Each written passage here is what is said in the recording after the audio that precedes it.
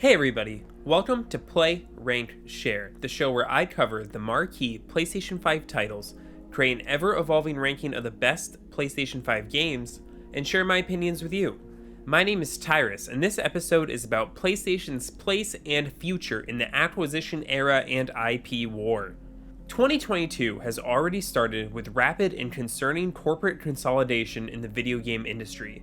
Specifically, 2 weeks ago, Microsoft acquired Activision-Blizzard for $68.7 billion, and Sony just acquired Destiny developer Bungie for $3.7 billion.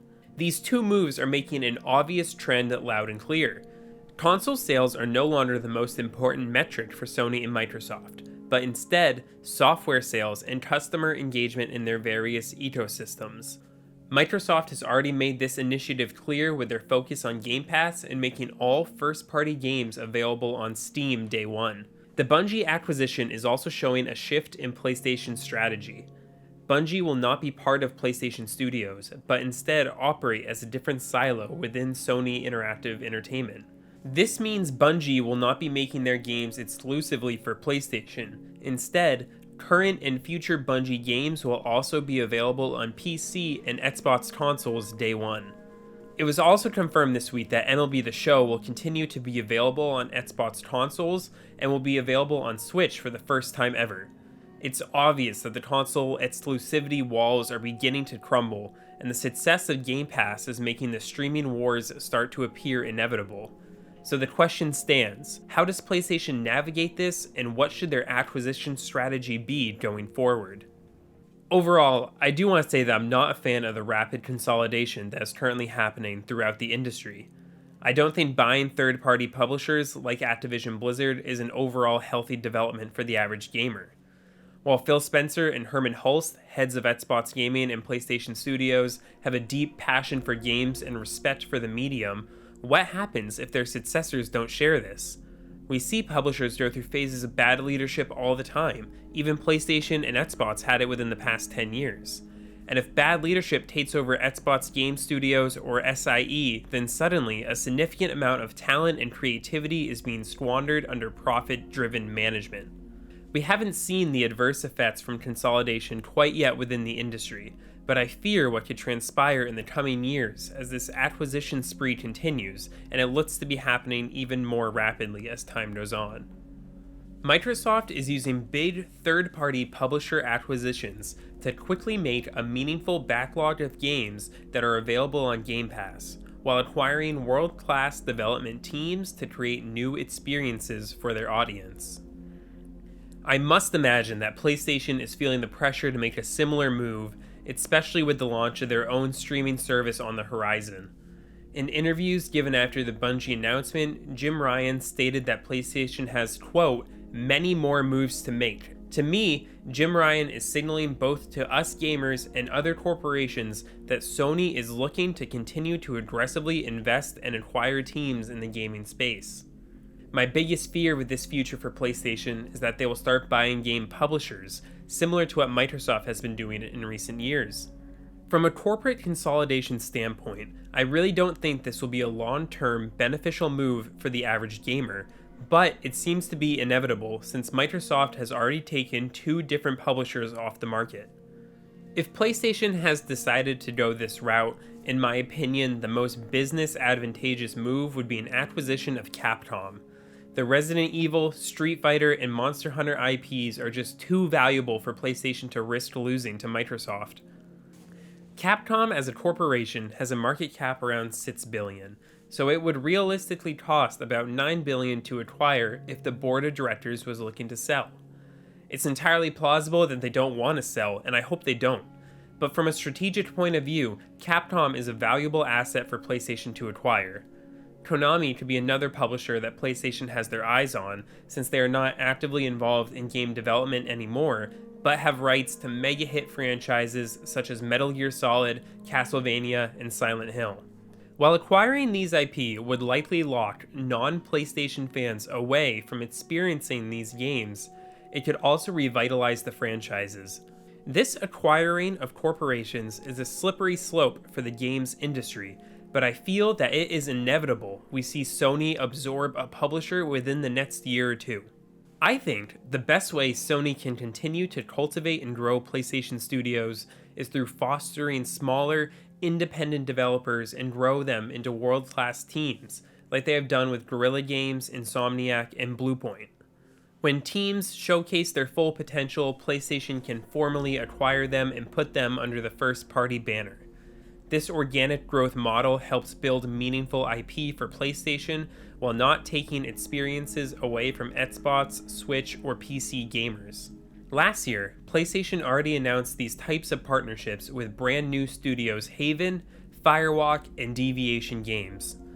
This form of organic growth is the best form of expansion in my mind, and many historic PlayStation franchises were born under this model.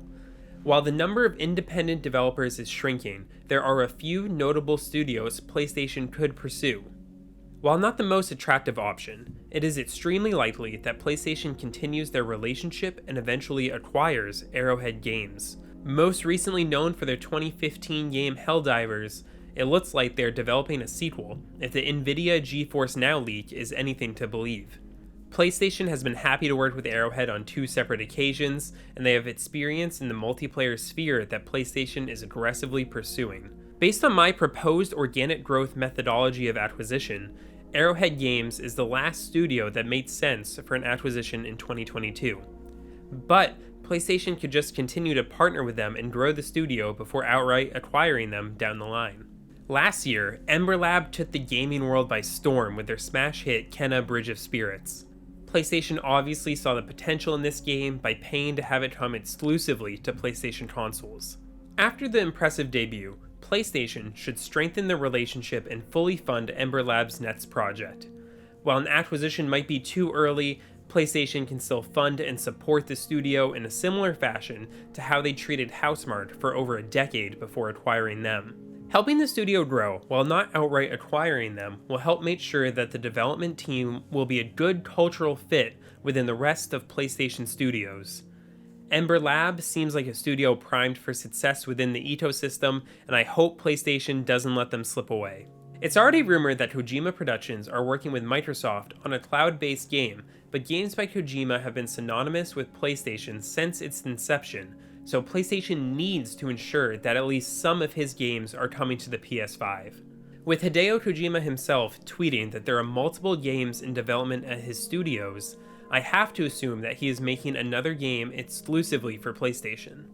While Death Stranding didn't set the world on fire, it was a bold and ambitious game that had the hardcore gaming scene religiously following it up until launch. I think it is likely a Death Stranding sequel is in development for the PS5, and that we could even see it announced soon, maybe later this year. My more abstract pick for a potential partner is Supergiant Games, best known for Hades. Before Hades first appeared on Switch, Supergiant Games traditionally launched on PlayStation first, and this relationship could be rekindled if Jim Ryan is looking to invest in smaller developers. While Supergiant does have a legacy now on making games for other consoles, PlayStation could give them the funding necessary to further bolster the studio and grow the scope of their projects. The truth is that the partnerships that PlayStation is working on are probably with studios that have never released the game yet. It wouldn't surprise me if PlayStation is funding all 3 games made under the Probably Monsters banner that Firewalk Studio is a part of. But prominent game developers are constantly leaving big studios to create their own, and in this field, PlayStation could find talented developers and help them grow their dream studios. I would bet we will see several announcements that PlayStation is collaborating with these types of studios this year. Overall, expect to see news of PlayStation acquisitions and partnerships every month or two. That was the pace they made announcements in 2021, and I expect that trend to continue. Furthermore, in the wake of the Bungie acquisition, I would expect even more multiplayer games from PlayStation to be announced. If you are following job listings posted for the PlayStation studios, it's obvious that Guerrilla Games, London Studio, Naughty Dog, Sucker Punch, and Insomniac are all making multiplayer games. With the talent at Bungie being folded into the SIE banner, I fully expect them to give assistance on all of these games and give pointers to the PlayStation studios to help usher them in to the multiplayer era. Thank you for watching this episode of Play, Ranked, Share. Make sure to subscribe and ring the bell to be notified when future episodes are released. Next up for Play, Ranked, Share is a smattering of game reviews, as there is a notable game coming out every week in February. In the short term, this means reviews for Dying Light 2 and Sifu, and finally a way overdue review of Tales of Arise. What do you think Sony will acquire in the coming years, and what are your thoughts on corporate consolidation within the video game industry? Leave a comment below, I'd love to discuss it with you, and until I see you again, don't stop sharing.